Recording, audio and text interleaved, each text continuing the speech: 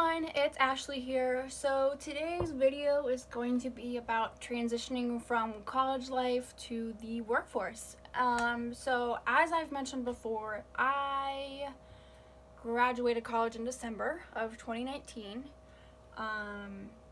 But I didn't mention that I actually was offered a job before I even graduated. So we're gonna talk about that. So the first part of getting a job is applying.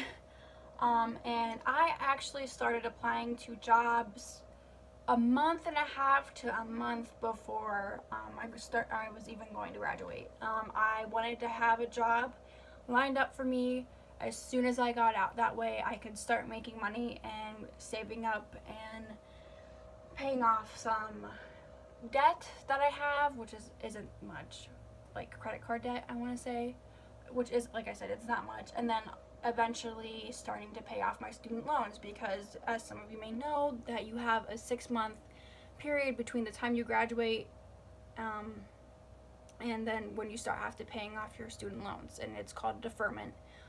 You have a 6-month deferment period, so I wanted to start saving up in order to have like a little fund of money to start paying off my loans when that time came around.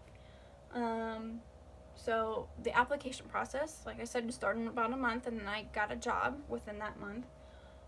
So after that was the interviewing process. So I went in. I actually interviewed twice. The first was the HR recruiter, manager. I'm not really sure because there's a bunch of different HR level positions. But anyway, he interviewed me. A bunch of questions. So what I would say is, look into the questions that they may ask. So it's going to depend on your field. Ask around, go on websites. I'm going to jump into it a little bit later on, but there's a bunch of websites where you can actually apply to jobs really swiftly. But a lot of them have little sections where current employees or previous interviewees, maybe they didn't even get the job, but it asks and has them document how their interview went and what kind of questions they were asked during that interview, which might give others a chance to prepare better. So I did do that, which in the end it helped.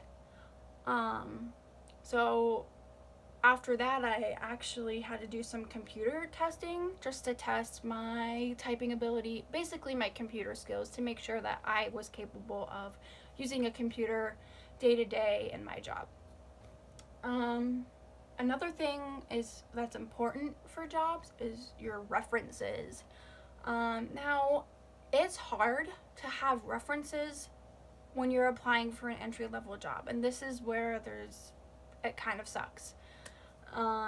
So luckily I had done some work relevant to my field in college. I had interned.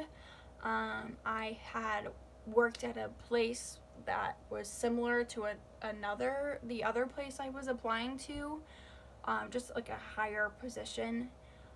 So that helped me, but references are huge importance and something you should consider way before, and people don't really tell you that, and that kind of sucks. I was just one of the lucky ones that had that ready. So definitely consider references. Sometimes professors, which they're more for references for furthering your education, like grad school, but they can also double as a reference for a job.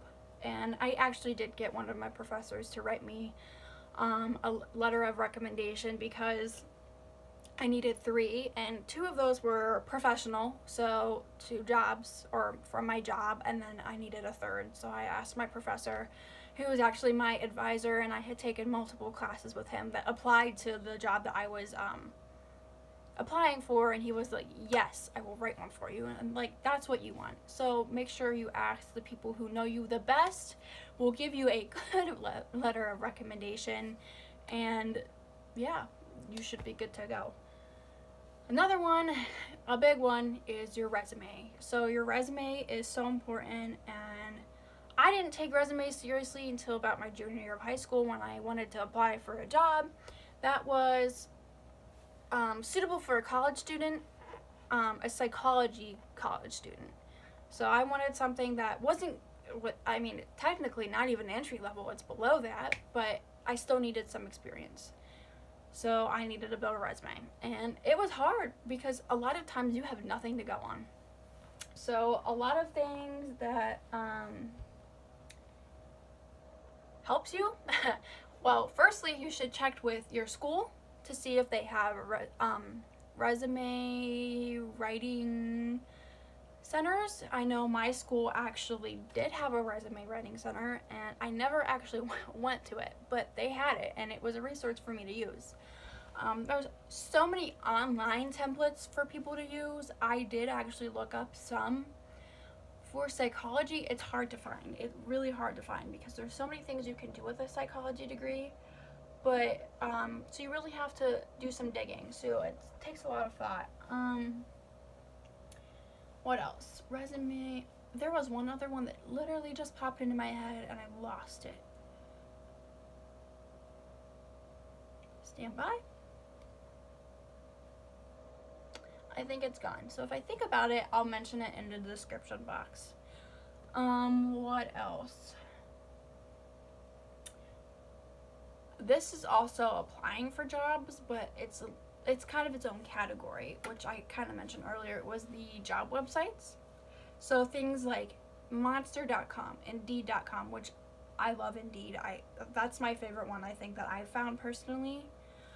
There's ZipRecruiter. That was my favorite at the time, and I found Indeed and I liked it better. What else? There's one more. My school, my college actually had one of their own, which was free for students to use, and actually it's free for the alumni to use as well. So if, like, now since I'm graduated and like I didn't have a job lined up, I could actually still use that website. But a lot of them, you just upload your resume and that generates like your own little profile, and you just click one button, click apply now, and like it's done. So it saves you a lot of time because, like I said, some job applications can be lengthy because it needs a lot of information, but if they generate a new one from the resume that you have, it's not as redundant. And I love that because I just hate wasting my time, because I hate when you have to apply to a job and it says, here, upload your resume, and I'm like, cool, bam, done. And then I go through and it's like, what's your work experience? What's your volunteer experience? And I'm like, I just put that in my resume. Like, why do you need it again? This way, it's so much easier. And then, like I said, like some of them offer like different resources, like the interviews. What else? Salaries. It has salaries for the job that you're applying to, like average ones, but like they're really helpful. So I would 10 out of 10 recommend that you use job websites. So for now, that's all I have. I'm sure there's more, but this is all I can think of. But if you have any questions, let me know, because like I said, this worked for me. I know it's worked for a couple of other friends that I've had. You just really have to have all your ducks in a row. Do your research. Hopefully this video helped us some of that research, but maybe I'll link some of the job websites that I've used, maybe some resume building things. I'm trying to think, it's been a while since I redid my resume, but because that's important too, is redoing it. But if I can find some, I'll link it down below. But yeah, so like I said, if there are any questions, please let me know. Yes, I think that's it for now.